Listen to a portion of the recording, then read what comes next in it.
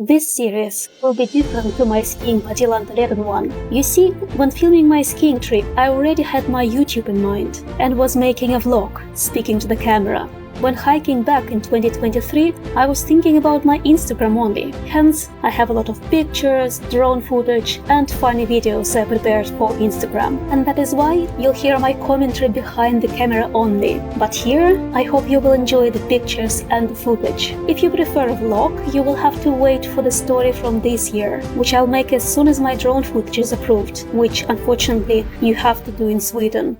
This story actually begins before I took the train up north. Funnily enough, on September the 3rd, the day before heading to Abisko, I ran a Gothenburg marathon. Not my best race, as I was at a conference in Spain that week and returned with some nasty stomach issues. However, I ran the marathon on Sunday and took a train home on the same afternoon. On Monday, I packed my backpack and jumped on a night train to Abisko, with my legs slightly unhappy with me. Day 1 is actually a bit boring, that's why I don't have many pictures from it. It's a hike which is quite flat, along a beautiful river, through a very nice forest, but there are still more mountains. So I eat some snacks, I hiked, I ate more snacks, and finally I got to this lovely hut and had dinner, which I bought in a tiny shop inside the hut. What I didn't expect was that by the end of the season, the hut was pretty much out of food, so I had to eat canned food both for dinner and for breakfast the next morning, which was really sad. In the morning, I got up well before sunrise, made fire, made myself breakfast, packed the bag, and bid lovely Abisko hut goodbye. And on this day, as I hiked from Abisko to Alesjaure, I finally made lots of pictures and quite a lot of videos, because this is one of my favorite parts of Kungsleden trail. It's really beautiful. First, you go through the forest, but then finally you go higher and higher into the mountains, which is my favorite bit of hiking in the north. And finally, you leave behind Abisko National Park, which means you can fly the drone. And here I got quite a lot of videos.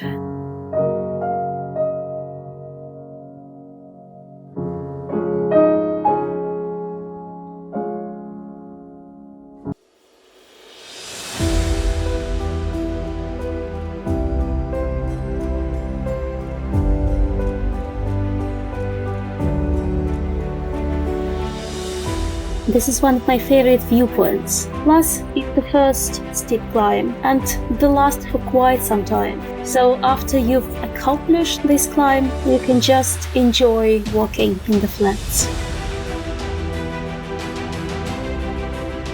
And just to amuse you, when there was a particularly beautiful place, I would film some funny video for my Instagram. And here is one of those.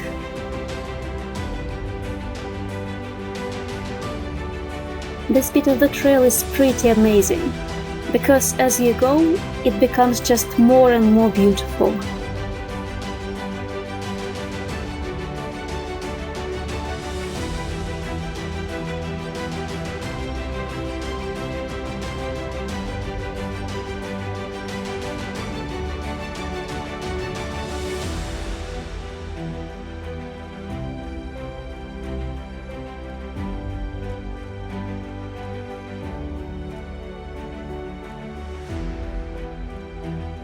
And this is the point where you get to a pretty beautiful lake. And that is exactly the place where I usually get stuck for ages, because I just cannot stop taking pictures again and again and again. It was raining on and off this day. That's why, as you can see, I'm wearing my raincoat, which is kind of annoying because it's a little bit too warm when you're wearing one. But actually my raincoat is really nice. It has a zipper in front and underneath your arms, so you can unzip it, and at least it's not as warm as when you just have a poncho. Also, you cannot keep taking it off and putting it back on. That's why if it rains continuously and stops for a little bit, it's kind of easier to just continue wearing it, even though it's pretty annoying.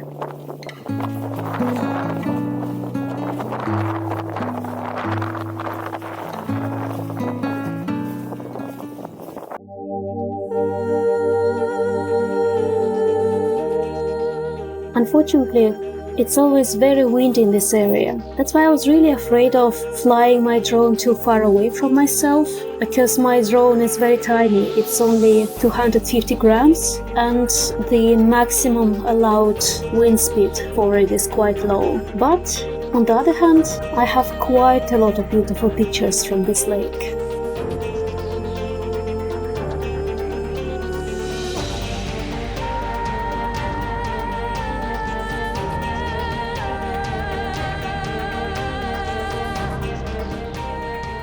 At this point I was already quite hungry, because I left the hut around 6 in the morning, and then I would say I was by the lake around noon. But I was very much looking forward to staying at an emergency hut, because it's really nice to just get inside, put your backpack down and sit down nicely and comfortably and have a cup of tea. And that emergency hut was coming, as I knew before, just a little bit after the lake.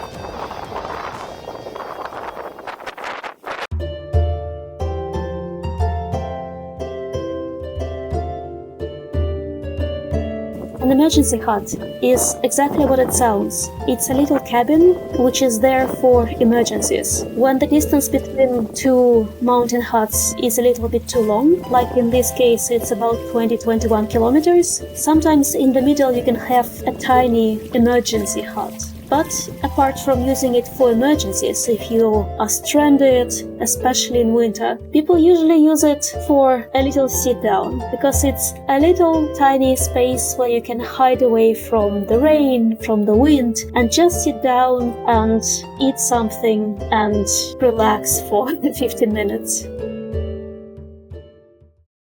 Then for the rest of the day you just hike along this beautiful lake with this crazy blue water which comes from the glaciers, and it's really magical.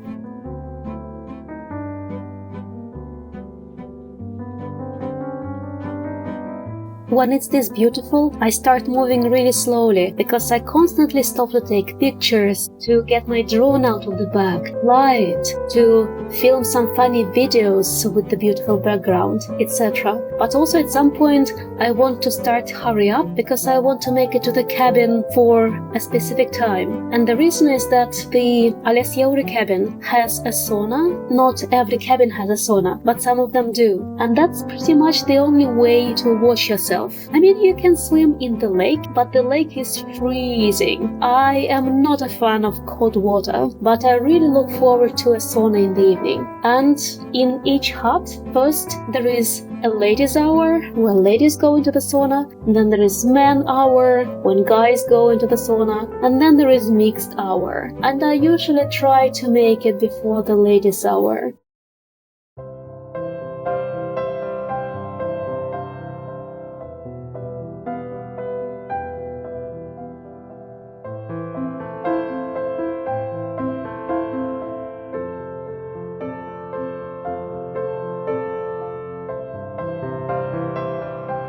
That is why, after some snacking along the way, I eventually get to Alesyauri cabin. The cabin with the best view, I think, of all of them. And then I recharge myself in all possible ways, including dinner and sleep. Day 3 started pretty much like every other day. I woke up around 4 in the morning, I made fire, I had breakfast, and this time for breakfast I had beans, which was one of those few things that were left in the little shop in Alesyauri, which was the lowest low of my trip. I mean, beans for breakfast from a can? Ew. But this day I was leaving the main Kungsleden trail and I was going to Vista's hut, and I always love doing that because even though, especially in September, Kungsleden is not as popular as other European trails, there are still people, but as soon as you leave the main trail, there will be no one. On day 3 I met, I think, one couple and one guy who was traveling solo, and it was amazing to just walk alone by myself among those beautiful, amazing mountains. And that is actually one of my favorite parts of the trip, because the valley along this hike between Alesyauri and Vistas is really beautiful.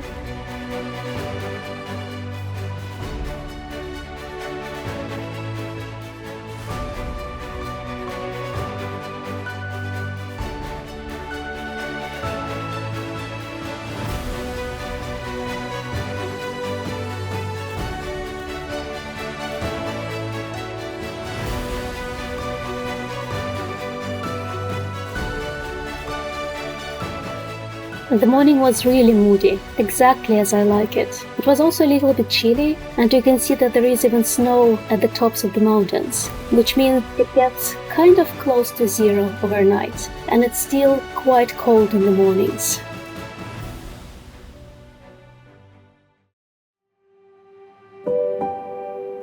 It was 20 kilometers to go this day, so I wasn't in a hurry. It's not that many. And I was walking leisurely, I was listening to a podcast that I pre-downloaded for myself, and I was taking pictures, flying my drone, stopping for a tea a couple of times.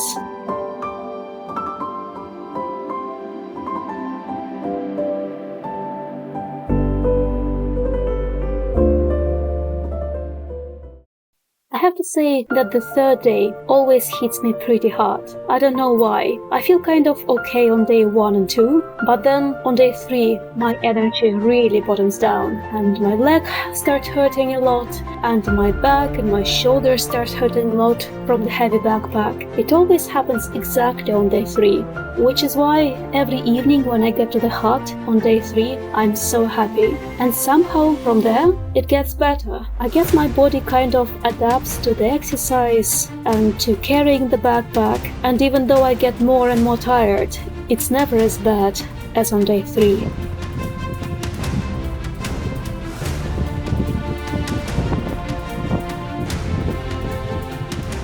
At this point, around 10 or 11 in the morning, the sun came out and it became really pretty. Even though it was still cold, you can see that I'm wearing my red winter jacket, the same one I was wearing during my skiing trip in winter. But it becomes warmer and warmer.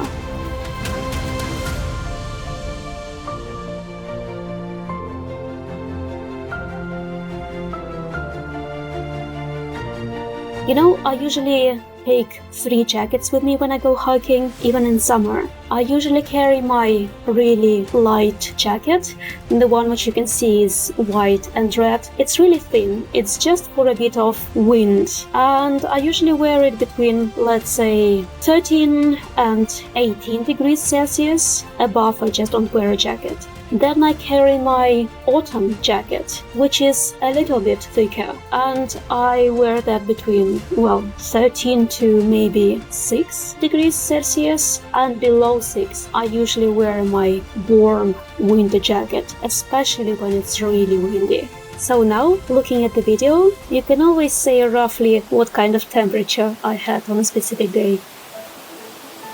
I've hiked this bit of the trail before, and actually I even skied it once in winter. And when that happens, I usually know where are nice places to stop and have a cup of tea and an energy bar. And in this case, I was really looking forward to the bridge. First, because there is a really pretty waterfall just next to it, and second, because it's quite nice to put my backpack just next to the bridge and sit down.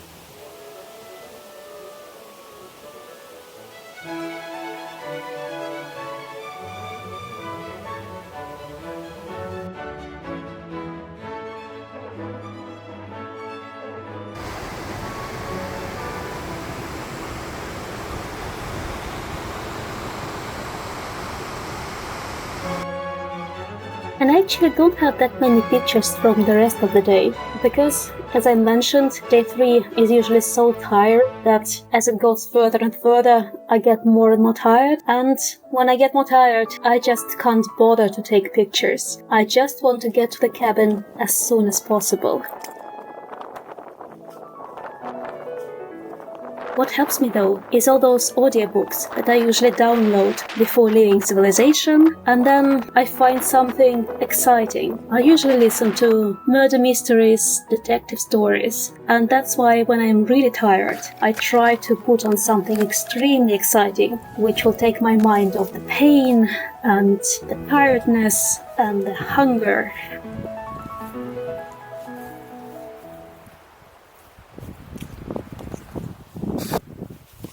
But what I really like about today's bit of the trail is that it changes a lot.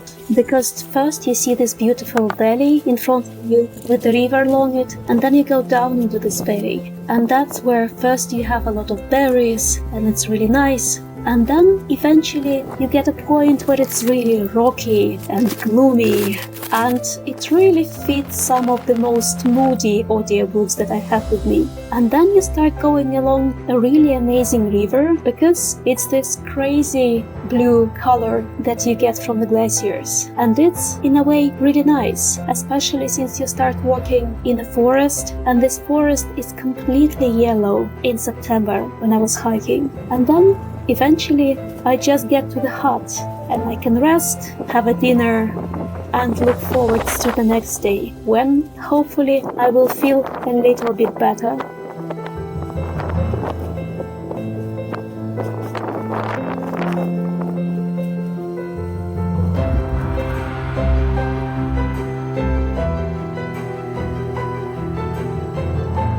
Mountains at this bit of the trail have extremely interesting shape. I don't have the video from this year, from 2023, but I have a video from 2022, when they look a little bit greener, because I was hiking a little bit earlier in the season. But you can see how wild and crazy they look.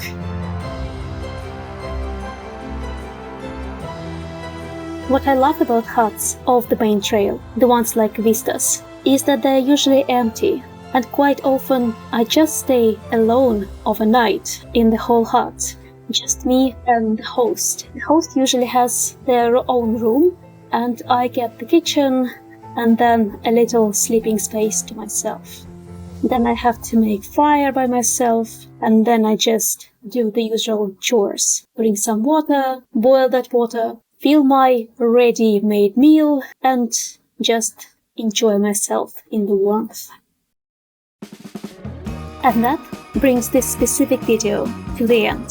Soon you will have the second part, where I will tell you about days 4 and 5. But wait for it. In a second you will have a funny bit of videos which I made for Instagram, which are a little bit silly. If you are not interested in those silly videos, you can just stop here, but please don't forget to hit the thumbs up button, subscribe, and maybe leave me some random comment. A shout out to the guy who left me a comment about a Bigfoot on one of my winter videos.